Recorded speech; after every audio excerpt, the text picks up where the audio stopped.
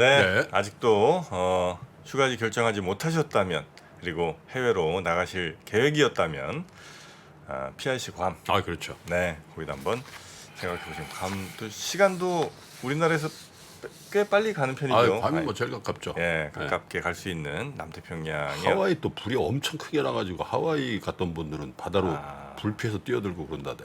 거기 사망이 엄청 많더라고요. 그러니까. 예. 꼭 뭐 하와이까지. 그럼요. 네, PRC 괌으로. 네, PIC하고 클럽메이드 두 개가 쌍벽이었는데. 그렇습니까? 그렇죠. 네. 자, 그러면 뉴스부터 한번 점검해 보겠습니다. 우리 3프로 TV의 권순우 취재팀장님, 어서 오십시오. 네, 안녕하세요. 3프로TV 권순우 취재팀장입니다. 네. 네, 반갑습니다. 저는 자. 이제 휴가를 갔다 와가지고 네, 마음이 안 가네요. 그런 휴가지 이런데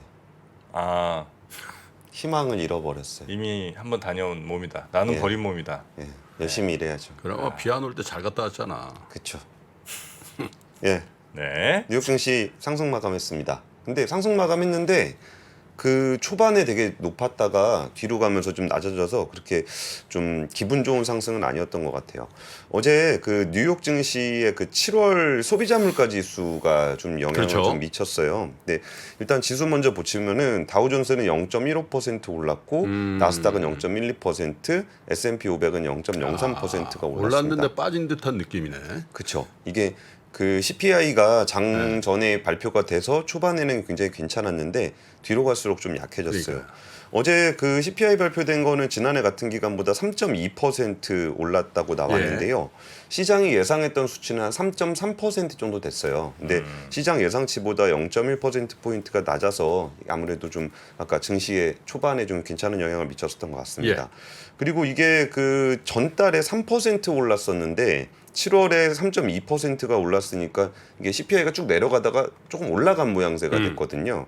그렇긴 한데 그거는 이제 뭐 전년 그 기저 효과도 좀 있었고 오히려 좀 더 눈여겨보는 그 근원 CPI는 지난해 같은 기간보다 4.7% 올라서 시장 예상치인 4.8%보다 낮았습니다. 그리고 전월 대비 수치도 근원 CPI가 0.2% 정도 올라서 시장 예상치 부합하는 수준이라 뭐 이 정도면은 뭐 이렇게 막 기대했던 만큼 많이 떨어지진 않았지만 뭐 기대했던 수준 정도 나왔다라고 좀 예상을 했던 거고. 뭐 9월에 안 올리기로 안 올릴 거라는 전망이 85%라는 어제 얘기를 방증하는 거군요. 예. 그리고서 장중에 한 90% 정도까지 올라갔었거든요. 이제 9월 동결 가능성에 대해서 그러다가 조금 이렇게 낮아져서 한 88.5% 정도 동결 가능성이 점쳐지고 있습니다. 그리고 이제 그 메리 데일리 샌프란시스코 연준 총재가 여기서 CPI 발표 나온 다음에 한마디 했는데 예. 뭐 대체로 예상에 부합했다. 근데 이거를 우리 거라고 우리의 승리라고 이야기할 시점은 아니다. 조금 더 할 일이 남아 있는 것 같다. 뭐 이런 얘기를 했었고 네. 그 뒤에 좀 이렇게 장이 좀 빠졌었던 거는 이제 30년 국채 발행 입찰이 좀 부진한 모습을 보였다. 라는 얘기가 나오면서 네. 국채 금리가 좀 상승을 했고요. 그러다 보니까 시장은 조금 뒤로 갈수록 약해지는 모양새를 보였습니다. 그 첫 번째 전해드릴 뉴스는요. 어저께 그 호텔, 여행사, 면세점 뭐 이렇게 막 거의 호떡집이었습니다. 그러니까. 업체별로 지금 입간판 다시 세우고 그 예약 시스템 다 바꾸고 그 언어 시스템 다 바꾸고 그랬는데 제목은 600만 유커를 잡아라 호텔 여행사 다음 달 중국 중추절을 특수를 정조준하고 있다라는 얘기입니다. 어제 중국 정부가 자국민 단체 여행지 한국이 포함이 될 것 같다라는 소식을 전해드렸는데요. 어제 그 공식적으로 발표가 나왔습니다. 그래서 한번 같이 보시면은 이게 국가가 무려 78개 국가가 풀렸습니다. 여기서 이제 아시아 국가 중에는 이게 대한민국이 있고요. 그리고 일본도 있습니다. 그러니까 뭐 70몇 개를 어제부터 푼 거예요. 예. 그리고 거기에 들어가 있는 거군요. 예, 북미에 미국이 있고. 진짜 많았구나. 네, 진짜 많았어요. 네. 그리고 의외로 뭐 왜 우리만 안 푸냐 뭐 이렇게 생각하시는 분도 있을 텐데 뭐 독일이라든지 뭐 핀란드, 네덜란드 이런 데는 뭐 굳이 중국이랑 사이가 안 좋을 건 없는 나라들이잖아요. 영국이라든지 뭐 이런 나라들도 지금 대부분 이번에 풀렸습니다. 그래 그러면 기존에 원래 가던 데들이 얼마 없었다는 얘기네. 꼭 그렇진 않은데요. 네. 1월에 20개국 아 그렇게 순차적으로. 풀었고 네. 3월에 40개국을 풀었습니다. 그러니까 풀려 있는 국가가 60개국에 이번에 78개 국가를 풀었으니까 네. 거의 뭐 다 풀었다고. 네, 다 네. 풀었다고 네. 봐도 될 것 같아요. 이번에 발표가 되면서 이제 한국행 단체 관광이 완전히 자율화된 거란 6년만 그 사드 배치 이후에 이거 꽤 오래된 거예요. 사드 때가 언제 때야 그게? 그러니까 중간중간 조금씩 풀긴 했었거든요. 네. 잠깐 풀긴 했었는데 아예 공식적으로 이제 막혔던 거는 이제 코로나 때 막혔던 거고 네. 지금 올해 상반기에 중국의 국제선 여객 운송량이 2019년 6월 기준으로 예. 그러니까 코로나 전 기준 그러니까 올해 6월하고 예. 코로나 이전 6월 네. 를 비교를 했을 때 한 40% 정도 수준까지 회복이 좀 되고 있는 상황이라고 해요. 예. 그러니까 중국의 어떤 해외 관련한 수요는 꽤 빠른 속도로 올라오고 있다라고 볼 수 있고요. 올해 상반기에 이제 중국에서 출발한 여행객이 한 4천만 명 정도가 됐는데 그 중에 93.95% 그러니까 94%가 아시아 지역으로 주로 갔습니다. 근데 관광객 중에는 뭐 태국, 일본, 싱가포르, 한국이 네 번째인데요. 개인 관광은 허용이 됐었는데 그럼에도 불구하고 꽤 많았습니다. 그리고서 이제 그 문화여유부, 중국의 문화체육관광부 같은 데인데 네. 여기가 발표한 직후에 온라인 여행사인 시트림의 해외여행 상품 검색량이 한 20배 늘어났다고 해요. 20배. 예. 그래서 관련 업계 어저께 굉장히 분주했는데 이제 9월 말 10월 초에 중국의 중추절, 국경절 여기 연휴 대목 하나 있습니다. 여기 징검다리 잘 연결하면은 굉장히 좀 긴 휴가가 될 수 있는데 그러다 보니까 일단 뭐 롯데면세점 같은 경우는 어제 뭐 관련 기사들 보면은 뭐 원래 그 중국에서 로드쇼를 했었어요. 예. 이제 가면 그러니까 우리 한국에 오면은 우리 면세점을 이용해 주세요. 그런 캠페인들을 중국에서 많이 했었는데 이게 2017년 이후에 아예 중단이 돼 있었습니다. 네. 근데 이번에 현지 마케팅 다시 강화하기로 했고요. 뭐 팬미팅 행사 같은 거 보통 이게 오면 관광객들 오면은 이 사람들을 대상으로 이제 한국 K-팝 스타 같은 사람들 좀 팬미팅 같은 거 그렇겠죠. 주선해주고 했었거든요. 네. 그런 것들도 좀 다시 하기로 했고요. 신라면세점 같은 경우도 이제 서울이나 제주점에 그 중국 통역 인력, 예. 그 중국어 가능한 인력들을 많이 좀 그 배치를 하고 있고 신세계면세점 같은 경우도 이제 중국 관광객을 대상으로 한 화장품이나 패션 브랜드들 주로 좋아하는 것들 있잖아요. 예. 중국 사람들 좋아하는 거 그런 쪽으로 하고 있고 또 이게 결제 같은 것도 중국 알리페이 같은 걸로 결제할 수 있는 프로모션을 준비를 하고 있습니다. 그리고 여행사들 같은 경우도 지금 근데 여행사들도 좀 만만치가 않은 게 그동안 너무 중국 쪽에 여행객이 없어서 그 중국인 전담 여행사들이 좀 약간 망가져 있는 상황이거든요. 그렇겠죠. 근데 그거 좀 다시 그 인바운드 그러니까 해외 인바운드 여행 자회사들의 중국 팀을 이제 다시 본격적으로 가동을 시작하기로 해서 지금 이제 굉장히 분주해 있는 상황입니다. 그리고 이제 롯데관광개발 같은 경우도 뭐 제주도 드림타워 복합리조트 같은 경우는 그 지금 음식집의 그 주문에 영어로 돼 있거든요. 근데 그런 부분들 이제 중국어, 일본어 이런 걸로 시스템 교체를 좀 하고 있는 상황입니다.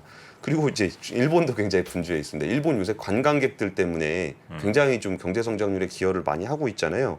그러다 보니까 이제 일본에서도 중국인 관광객들을 맞기 위한 준비를 굉장히 좀 분주하게 하고 있는 상황입니다.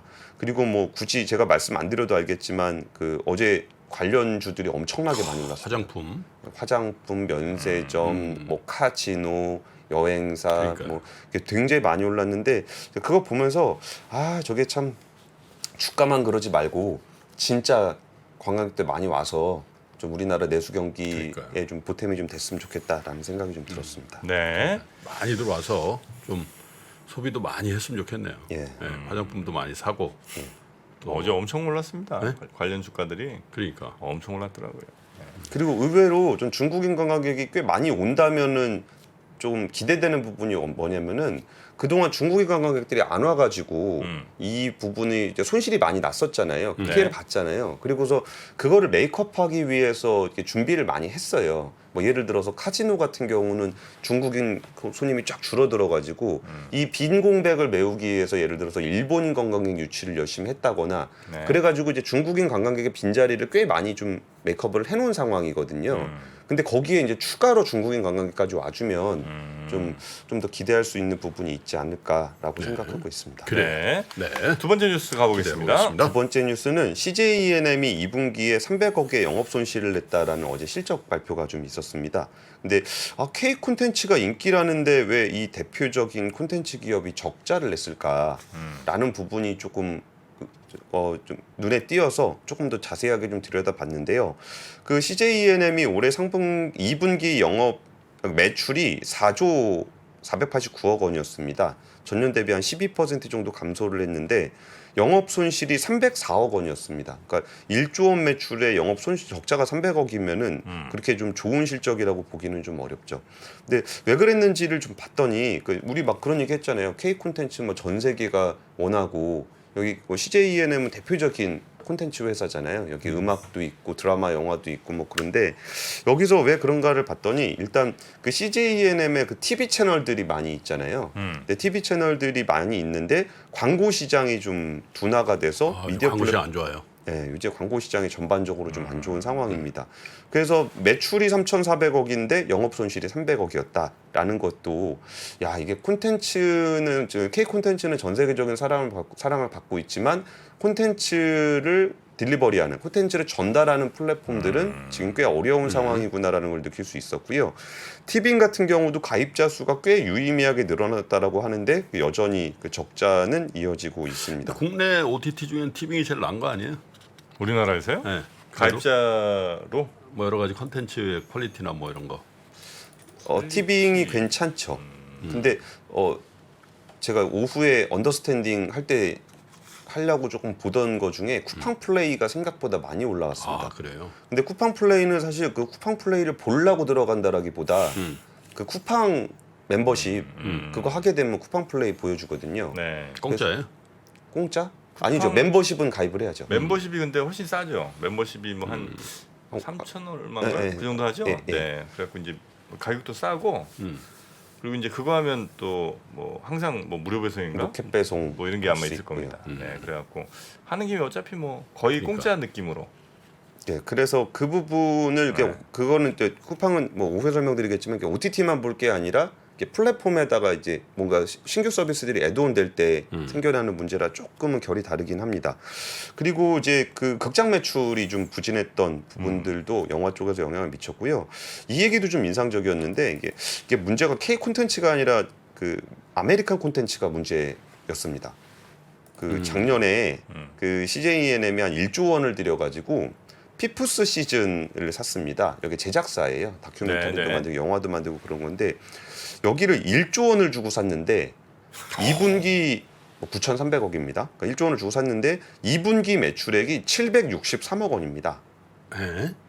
영업 손실이 326억 원. 아, 1조 원을 주고 샀는데 예. 이게 올해 거의 한 30편 가까운 작품을 납품할 거라고 발표를 했었는데 그 미국의 지금 뭐 배우 방송인 노동조합과 미국 작가조합이 지금 동시에 파업을 해서 작품들이 좀 제작 지연이 돼 있는 상황입니다. 그래가지고 올해 상반기 내내 이 스튜디오, 피프스 시즌 만드는 제작사인데 3편 만들었습니다. 3편. 1분기에 1편, 2분기에 2편. 그래서 피프스 시즌은 이제 직원들 구조조정하고 뭐 수석 부사장, 제작 담당 이사 해고하고 작년에도 7천억 매출에 400억 손실이었거든요. 그러니까 지금 미국은 뭐 디즈니도 지금 디즈니 플러스 구독자 7% 감소해가지고 뭐 10월부터 광고 요금 인상하겠다 뭐 이러고 있는 상황이고. 저희 구독자 감소인데 요금 인상하면 어떻게 하자는 거야? 그거. 근데 워낙 적자가 심하니까. 그러니까 이거는 약간 내려놓은 겁니다. 이게 넷플릭스하고 디즈니 플러스하고 진짜 치열하게 싸우면서 그 콘텐츠 확보한다고 뭐 한국 콘텐츠 진짜 다 사가고 뭐 어디 가서 다 사가고 뭐 이런 거 많이 했었잖아요. 근데 이거 하다 보니까 결국은 손실이 너무 많이 나서 거의 디즈니가 백기투항을 한 상황이 돼버렸고 그 상황을 보면서 이제 그 넷플릭스도 그럼 우리도 그렇게 공격적으로 할 필요가 없겠다 그러면서 뭐 광고 요금 광고 있는 거 만들기도 하고 그리고 이제 같이 볼 수 몰래 같이 봤잖아요. 아이디 공유하고 그런 거 맞고 뭐 이런 것이 지금 미국에 있는 콘텐츠 산업의 어떤 그 변화 이전에 엄청나게 콘텐츠에 쏟아부었던 그 콘텐츠 플랫폼들의 어떤 산업 지형 변화가 좀 나타나고 있고 이 부분에서 CJENM도 영향을 좀 받고 있다라는 말씀을 드리고요. 그리고 왜냐면 제가 저거 좀 말씀드려 어제 저희 이벤트 했잖아요. 비공시작전. 예, 예. 아, 네네네. 비공시작전 와 엄청나게 많은 분들이 응모해 주셔가지고 아, 네, 저는 이제 이 티켓을 무료로 못 받아요. 그래서 돈 내고 돈 내고 와야죠. CJ CGV 가서 네, 보셨어요? 보려고요. 이번 주에. 보려고. 네. 그거 알려드리려다 잘못 네. 눌렀어. 최근 그 우리나라 영화 그래도 밀수. 그러니까 밀수, 비공식 작전, 더문, 그다음에 콘크리트 뭐 무슨 문? 콘크리트 어쩌고 있어요. 음. 이제 그러니까 우리 영화 본 관객들 평가라든지 또 평론가들 평점 뭐 이런 것도 쭉 보면 콘크리트랑 더문은 쉽지 않고 그다음에 이제 밀수와 비공식 작전이 괜찮은데 비공식 작전이 좋을 것 같습니다. 뭐 작전하는 거야? 작전? 콘크리트 유토피아네요. 콘크리트 네, 이병헌. 비공식 작전이 이제 레바논에서 뭐 납치된 무슨 외교관 뭐 이렇게 다시 구해낸 뭐 이 버디 무비 같은 거랍니다. 주가 조작이 아니고. 모든 게 다 그걸로 보시면 어떻게 해요? 하정우, 주지훈 씨 나오는. 오 쌍도마차죠. 대세죠 요즘에. 예. 네. 그 콘텐츠 관련해 가지고는 제가 따로 한번 준비할게요. 그러세요. 이제 콘텐츠 시장이 네. 좀 급변하고 있는 모습들이 좀 나타나서 그리고 CJ 힘들어서 연예기획사 빌리플랩을 팔기로 했습니다. 이게 하이브하고 공동으로 설립을 해서 CJ&M이 51.5% 가지고 있었는데 이거 하이브로 넘기기로 했습니다. 이거 아시는 분들은 아실 텐데 그 엠넷 서바이벌 아일랜드라고 있었어요. 보이그룹 엔하이픈. 엔하이픈 데뷔시켰던 그게 아일랜드인데 네. 여기를 기획했던 그 기획사입니다. 그리고 지금은 신인 걸그룹 뽑는 아이유 넥스트라고 JTBC에서 하고 있는 거 있거든요. 네. 이거 하고 있었는데 이게 좀 힘들다 보니까 CJ&M이 이제 하이브로 그거를 매각을 했습니다. 그래서 하이브는 되게 잘 나가네요. 엔하이픈이 하이브 아니에요? 원래? 엔하이픈. 네. 그러니까 이거 기획사가 빌리프랩이라는 곳이었는데 둘이 합작사였습니다. 그렇구나. 예, 예. 자, 그리고 뉴스 3 세 번째 뉴스도 가보죠. 예. 야, 이게 부동산 가격에도 이렇게 시세 조정 불공정 거래 행위가 있네요. 전세 사기 이어서 집값 조작. 시장 놀락한 중개사들이라는 제목의 기사인데요. 이게 수법을 보니까 이게 수법을 한번 같이 보실게요. 이게 저런 거죠. 이게 미분양 아파트가 돼가지고 분양을 못 하고 나니까 이 회사가 직원한테 집을 팔았습니다. 근데 가격이 한 시세가 한 3억 정도 되는 아파트였거든요. 근데 직원한테 3억 4천에 팔았어요. 비싸게. 그 다음에 그러면 시세가 3억 4천으로 올라가잖아요. 찍히죠 그게. 그러면은 그 시세가 3억 4천이 찍히니까 요거를 이제 다른 사람들한테 고가 팔고 그리고 계약을 해지해서 돈을 돌려준 거죠. 이런 구조가 있었고요. 그리고 이거는 그 부동산 중개업자하고 짜고 하는 경우도 있었어요. 저희 부산 사례네요. 예, 부산 사례입니다. 네. 예, 부산 사례고 뭐 경기도의 지역 같은 경우에도 그러니까 신고가 찍은 다음에 몇 달 지나서 계약 해지하는 거예요. 네. 그럼 신고가 찍고 가격 올라간 거 보고 딴 거 팔고 그다음에 해지하고 계약금 돌려주고 그리고 그 과정을 공인중개사가 지원을 해준 그런 케이스도 있고요. 그래서 국토부가 이번에 그 특수관계나 계약서 그 특수관계인 간 거래라든지 집값 띄우기를 위한 허위 신고 의심 거래를 이제 32건을 좀 적발을 했습니다. 네. 그래서 이게 시세를 교란하는 사례에 대한 기획조사 결과물인데요. 그리고 뭐 세금 탈루 혐의 같은 경우도 541건 적발했고 뭐 이런 일들이 좀 있었습니다. 근데 이런 거 보면 진짜 안타까워요. 그 집 한 채라는 게 그 사람한테는 거의 모든 자산이잖아요. 그렇죠. 근데 그거를 이제 중간에서 이렇게 그러니까 제일 공정할 거라고 생각했던 그 실거래가 지수를 가지고 이렇게 좀 사기를 그렇군요. 친 거잖아요. 그래서 이런 케이스들도 좀 많이 나타나고 있어서 여기에 대해서는 이게 사실 주식 시장은 상대적으로 부동산 시장에 비해서 제 개인적으로는 좀 더 투명하다고 생각해요. 왜 그러냐면은 네. 증권 거래는 다 전산화가 돼 있기 때문에 엄청 잡아요. 잡는다고요? 예. 그러니까 그 거래들이 기록에 다 남아요. 네. 그래서 그런 거래들이 나타나면 거의 실시간으로 감리해서 연락도 오고 막 그러니까 그러거든요. 주식이 더 투명하다고요? 예. 부동산보다? 예, 예. 그래서 이 부동산 시장에서도 이런 불공정 거래가 좀 있을 수 있으니까 이번에는 기획조사였는데 이 기획조사뿐만이 아니라 좀 더 체계적으로 이게 몇 달 안에 거래해가지고 계약금 돌려주고 뭐 이런 케이스들에 대한 좀 체계를 갖춰야 되지 않을까라는 생각을 좀 하고 있습니다. 우리나라는 워낙 뭐 부동산이라는 게 투자 상품화 돼 있으니까 네. 그 격에 맞춰서 공시 시스템이라든지 불공정 거래 단속하는 시스템을 좀 업그레이드 해야 될 것 같아요. 네. 그리고 여기 전북 사례 같은 경우는 한 사람이 2년 동안 아파트를 44채를 샀어요. 한 달에? 네. 그 2년 동안. 2년 동안. 예, 근데 이것도 그 한 1억 2천 정도 거래되던 거를 한 1억 5천짜리 한 허위 거래를 일으키고 그럼 그거 가지고 이제 또 실거래가 올라갔으니까 네. 44채를 산 다음에 41채를 거기다 또 팔았어요. 그 가격에. 그리고 네. 이제 높여서 가격했던 거는 다시 내려가 가지고 저 계약금 돌려주고 끝내는 그 그것도 계약금 돌려준 처벌해야지. 것도 뭐 짜고 한 거니까 별 의미는 없는데 또 그거 더 통정거래로 다 처벌하잖아요. 그런 거. 그러니까요. 그러니까 이런 부분들에 대해서도 좀 사기적 부정거래라고도 하고 뭐. 예, 그래갖고 실제 신고가에 거래 신고한 다음에 조금 지나서 거래 취소한 게 1,000건이 넘는데요. 2021년부터 한 2년간의 조사를 해보니까. 네네. 그러니까 1,000건이면 뭐 전체 거래의 상당 부분인데. 그러니까 물론 뭐 워낙 거래 건수가 좀 많긴 많습니다만, 네. 그러니까 이제 아예 특수한 사례, 정말 조금인 사례라고 보기에는 좀 어려운 정도 그러니까. 숫자인 것 같아요. 그래서 이런 부분들에 대한 피해자가 발생하지 않도록 좀 더 체계적인 네네. 시스템을 좀 갖춰야 될 것 같습니다. 네. 여기저기 참 이게 사기치고 막 이런 너무 많은 것 같아. 아시아 외환 위기 이후에 글로벌 경기가 안 좋아질 것 같으니까 미국이 금리 인상을 천천히 하게 되거든요. 근데 이때 IT 관련 산업이 굉장히 빠르게 성장을 하는데 금리 인상이 생각보다 늦다 보니까 이게 무엇을 만들게 되냐면 닷컴 버블을 만들게 됩니다.